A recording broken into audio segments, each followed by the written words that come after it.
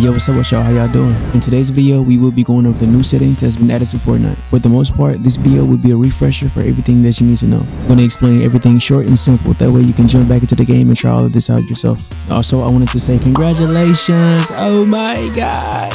We have a winner for the V-Buck giveaway that I had last week. And the winner was Megan. She came up with the name Fizzy Pops. That is now the new name for you guys. And with that being said, subscribe now to join the Fizzy Pops. But anyways, let's get back into these settings. So without any further ado, let's get inside. Alright, so there's been a lot of new settings that's been added to the game, and I'm going to fully explain these new settings as simple as possible. Also, I'm going to be speaking from my own experience, so you don't gotta agree with me. First of all, let's talk about the new triggers, and this one is only for the controller players. If you go to settings and go to your controller tab, you'll see controller dead zone. Under your dead zones, you're going to see something called left trigger release and right trigger release. By default, they're both set to 25. And I don't recommend you to keep them on that. They explained it in the top right, but I'm going to re-explain it in a more simpler way. First, cutting them up all the way to 100. Now, if you didn't know already, on controller, your triggers are spongy and springy. And what that means is that they'll only activate when you press them all the way down. That's when the action starts, but it'll only stop once you release the button. Since both of my trigger releases are at 100, when I ADS and spray with my AR and then let go, it still sprays. So when I release my spongy, springy buttons, it takes longer for them to actually stop that action.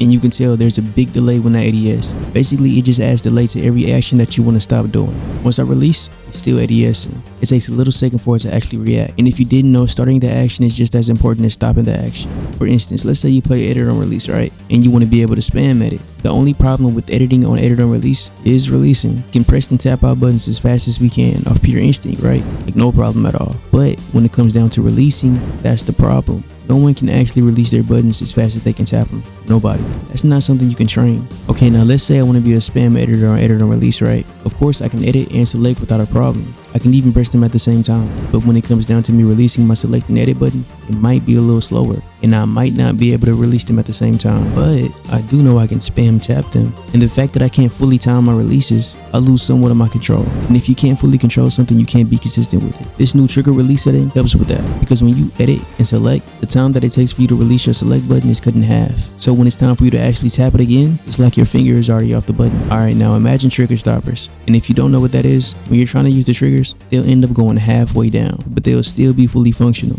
So when you're pressing down on the trigger, it's going to stop halfway and then the action starts. But in this case, it's more like a digital trigger stopper, which means it's more sensitive. So of course, when using this, you want to press the button down like normally, like all the way down. But when it's time to release it, you can just release your finger slightly and it'll automatically cancel the animation. But also you will have to learn how to adjust. This doesn't only affect edit on release. Anything that you have binded to those triggers, it will be affected. And it may be a little hard to get used to because it's way faster than usual. But I recommend you to cut them down to 12-12. That way you can use them but not use too much of it to where to throw you off, and that way you'll still be utilizing it. But if you don't care and you want the fastest reaction time, just cut it all the way down. Also, don't confuse your actual dead zone with your trigger release. And if you do have trigger stoppers and you want to try this out, you might feel a little difference, but most likely you won't because it's a little different. It's more like digital. It's like little micro buttons inside. So there's no such thing as slightly releasing because it releases automatically. You should learn to play without edit on release. I'm going to show you the difference. Let's say I wanted to do a peanut butter, right? And I had to release it and shoot. When I grab these edits, I would have to look up this whole entire time as I hid behind this wall, which number one makes you lose your opponent. Number two, it messes up your crosshair placement. So once you confirm that edit,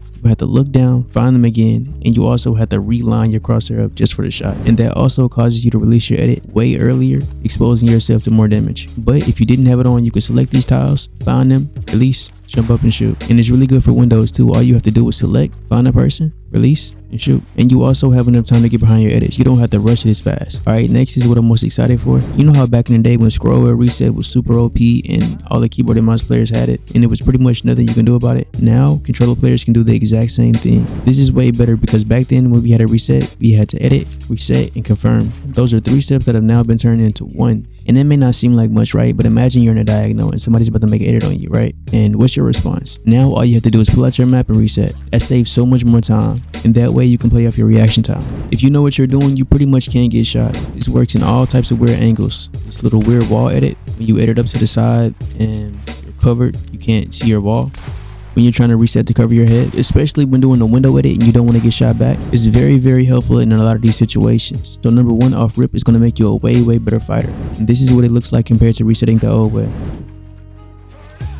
regular way, this gives you a better fighting advantage, and this also gives you more chances to deal damage without taking as much damage. Alright, now I'm going to show you how to apply it. If you go to your binds and then go to edit, you're going to see something called reset building. Mine's is set to triangle. But before you apply it, I want you to know that there's a big problem. In order to apply this bind, it cannot be binded to anything else. And what that means is that my triangle, as we speak, is not used for anything else. If you try to apply it to a button that has multiple binds, it's going to unbound everything for that one reset button. Okay, now I'm going to explain how I have mine set up. If you guys didn't know, yes, I use quick weapon. So you know how keyboard and mouse players can go through their inventory without toggling through stuff? You see, no AR in my hand at all. And it's like that for every single slot. They're all my face buttons. And if you want that, just apply these settings right here. And the only reason I'm telling you this is because I used to edit with triangle. Now that I don't, triangle is also unbounded. So I removed everything from triangle and changed that to my reset builder button. And then I turned X into my crouch. That way I can edit freely and I can also reset just as fast. But remember, this is personalized to me, so you don't have to do this. There's a lot of flaws with this. Sometimes it's very fast and sometimes it glitches out.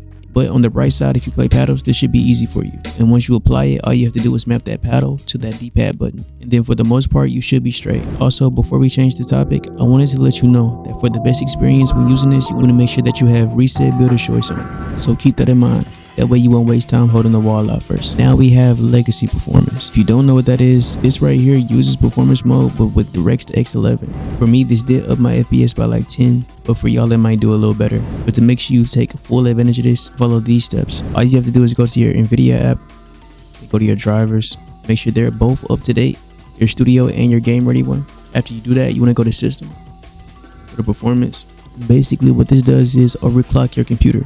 You know what MSI Afterburner is? It's just like that, but this is the safer way. But this is safer because it comes with a computer. All you have to do is cut it on. It might take a little minute, but it's going to test your computer and then it's going to tweak it. And this is what I got. After that, you want to go through and clean all of your drivers. Make sure they're not flooded. You also want to open up Task Manager and make sure there's nothing open in the background. If you have two monitors, I recommend you to play with one because having two can mess up your FPS as well. Also, don't be bad like me having music playing in the background. But in my case, I'm drilling right now and I really don't care. If you're on PC, you want to make sure all of these are set to low or never. And if you want to take it a step further, you can go down to your 3D resolution. But I recommend you to not do that if you're cutting down your resolution. Put your sound quality on low because having it on high adds more delay. Also, cut off your replays and your energy saving. Last but not least, if you're a controller, set your controller platform to generic. Alright, now let's go back to dead zones. Let's say that I want to use 5 dead zone, right, for my right stick. But when I cut it up to 6, it's too slow for me. We have something for that as well. If you go up here, you're going to see look dampening time. And basically, the higher it is, the more delay you're going to have on your analog sticks. So that way I can get like an in-between. Anything past that dot is a millisecond.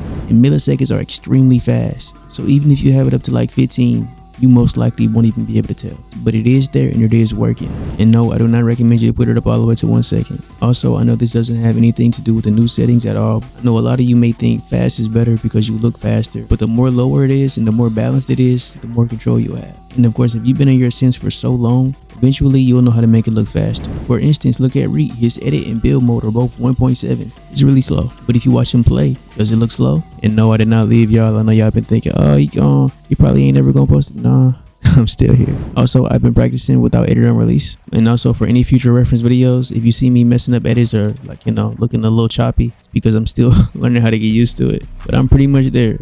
I probably need like a good 2 weeks. But once again, thank you guys for watching. I love all y'all. Hope y'all doing well in life. Also, never give up because when you do, that's when you lose for real. That's when you admit defeat and you actually take a loss. So never give up. Not at all. Don't even think about giving up. Just keep it pushing and trust in the process. Not happen overnight. Everything takes hard work. Once again, subscribe to join the Fizzy Pops if you haven't already. Be coming in strong. Stop playing.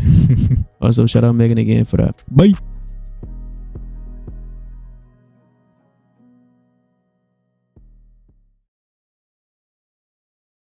I'm crying.